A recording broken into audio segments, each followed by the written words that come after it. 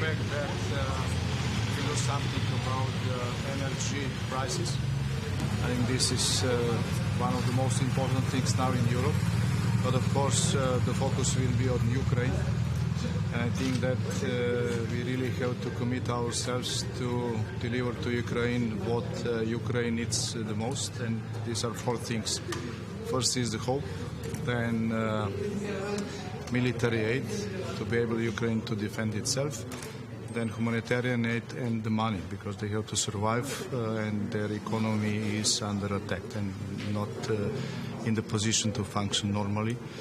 So they have to pay pensions, they have to pay social benefits to millions of people. So we have to help on all those four critical areas. What happens in case of new sanctions today?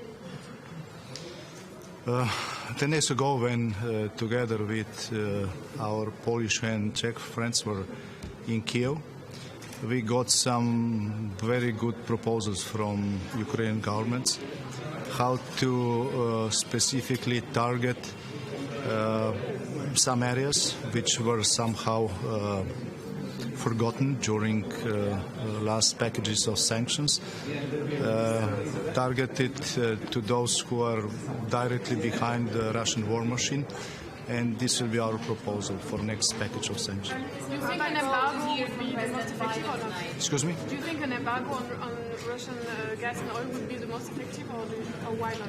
Well, embargo on Russian gas, oil and coal is on the table. This is today I think we will officially reconfirm our commitment from Versailles when we said that European Union should abandon our dependence on Russian energetics as soon as possible. Of course, this is asymmetric approach from different EU member states, but this agreement we reach in Versailles as soon as possible is something huge. Even 2 weeks ago, this wouldn't be possible. This will not happen, unfortunately, over the night. We support immediate. I personally, my country, despite we also depends partially on the Russian oil and gas, are very supportive to do this really as soon as possible. This means during next months, because otherwise we are just cashing Russian war machine with this. Do you think Excuse me? When Vladimir Putin says, pay me in rubles or you don't get any gas, is that blackmail? Are you going to pay him anything in rubles to help his currency that's been wrecked?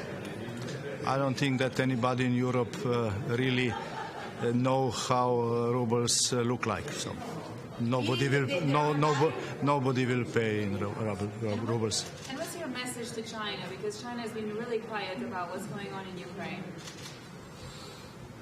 Well, if Mr. Putin really succeeded to take over Ukraine within 1 week, I think that this would be one signal for China. Now, because Ukrainians are defending themselves, this is another message for China, and they are becoming more careful, which is okay. And according to what we heard from American colleagues today during the NATO summit, there is open channel regarding discussions with China, trying to persuade them to do something to support peace efforts to bring peace in Ukraine.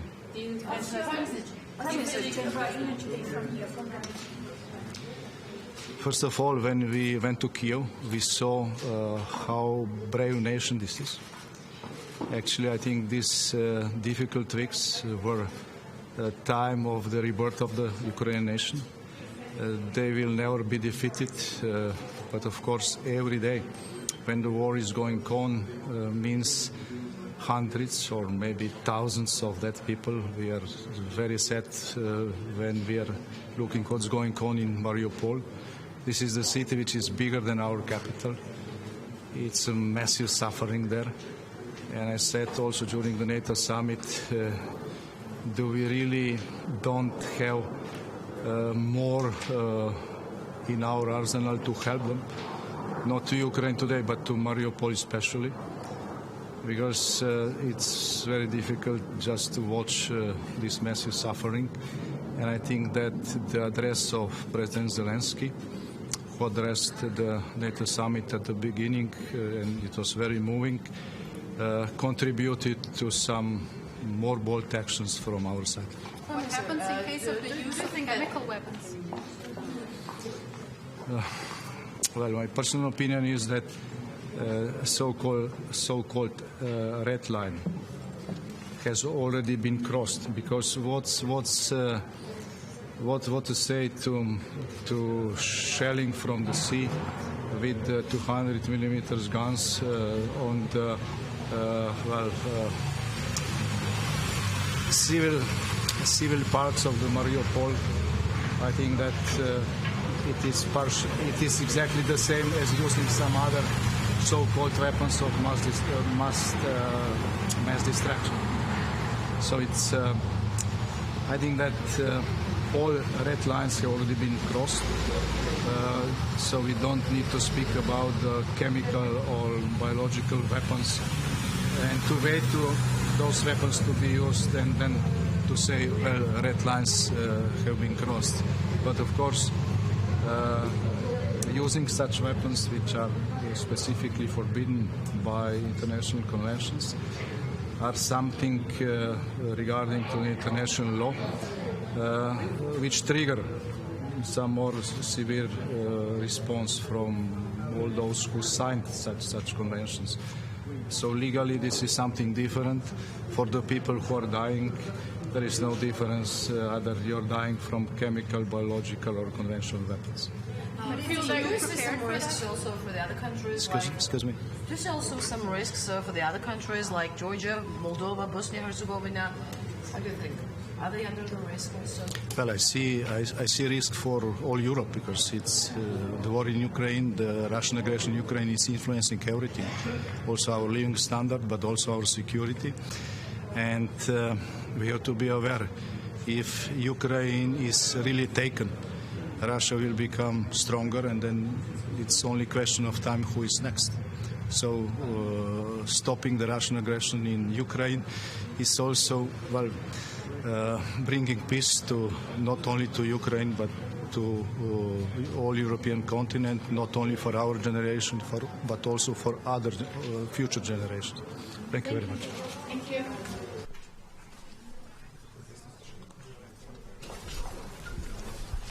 Pozdravljeni, gospod premijer. Mislim, da ste tam. Ja, tam je predvsej gužva, nas niso zraven spustili. Vprašanje glede sankcij, to boste danes razpravljali, verjetno bo to tudi opcija nafta, zemeljski plin. Kakšno je tle stališče Slovenije? Bi podprla to vrstne sankcije? Torej, Slovenija je podprla odločitev Versailles, ki je bila pač politična, ker je bil to neformalni vrh, bo pa danes verjetno uradno potrjena, da se Evropa osvobodi odvisnosti od ruskih energentov as soon as possible, se pravi takoj, ko bo možno.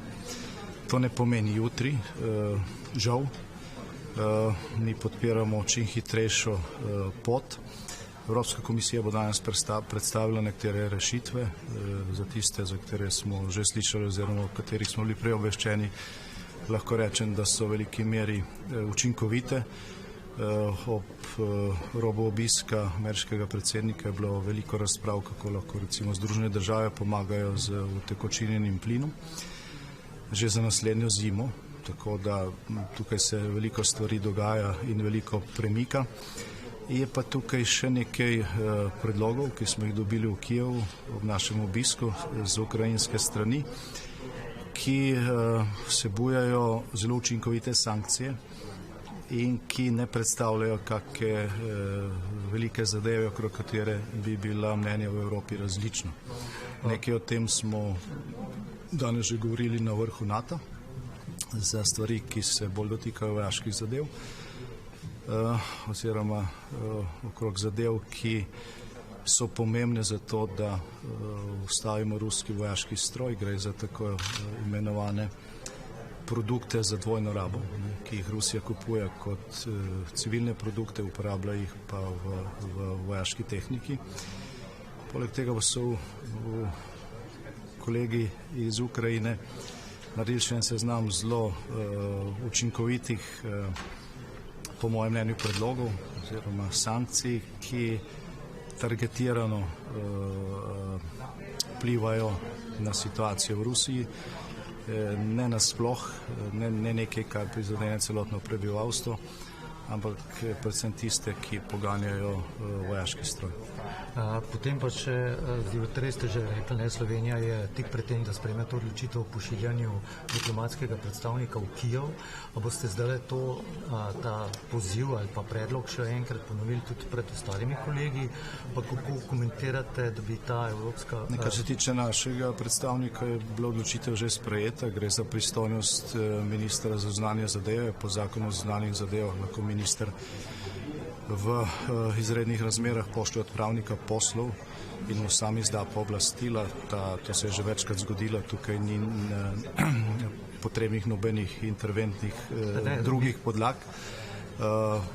Dejstvo je, da je potrebno dati glas tudi diplomaciji. Zdaj govoriti o predlogih pa rešitvah po telefonu pa iz Bruslja ali pa z Ljubljane eno. Prizadevati se pa zato iz Kijeva, ker imaš zraven tudi pač ukrajinske sogovornike z stališči, ki se običajno ne komunicirajo preko telefonov ali pa nadaleč. Je pa nekaj drugega.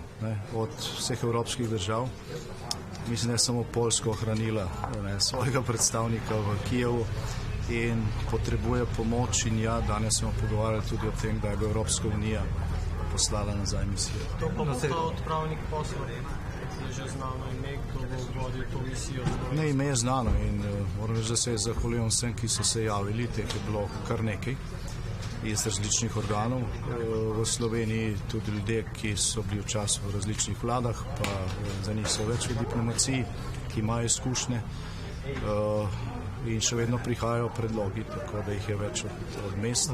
Zdaj, ko bo minister podpisal ta ukaz, bo itak znano. Pa sem še eno vprašanje, ki je vezano na NATO. Sicer generalni sekretar je dejal na tiskovki, da je kar nekaj članic ponudilo opremo za RBK zaščito Ukrajini. A je Slovenija med njimi? Je ponudila tudi kaj takšnega? Mi smo načelno pripravljeni, je pa to zbiranje tovrstne pomoči relativno nova stvar. Glede na to, da imajo nekatere države članice obveščevalne podatke, da bi se Rusija lahko eventualno pripravljala na uporabo biološkega oziroma kemičnega orožja. In glede na to, da mnogi pravijo, da Rusija običajno stori tisto, za kar obtožuje druge.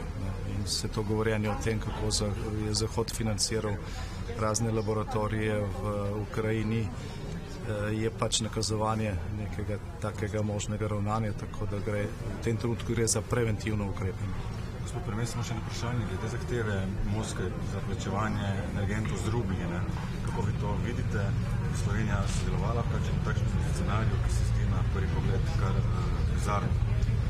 Jaz mislim, da nihče v Evropi ne ve več, kako rubli sploh izgledajo, tako da teh plačil po mojem.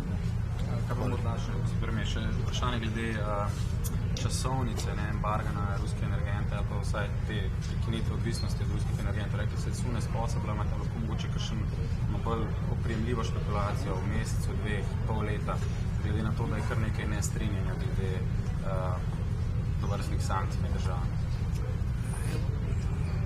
Zdaj, ta vlak je na poti in je, rekel, brez povratka. To se bo zgodilo verjetno kasneje, kot si mi želimo, ampak mnogo prej, kot si želi Rusija.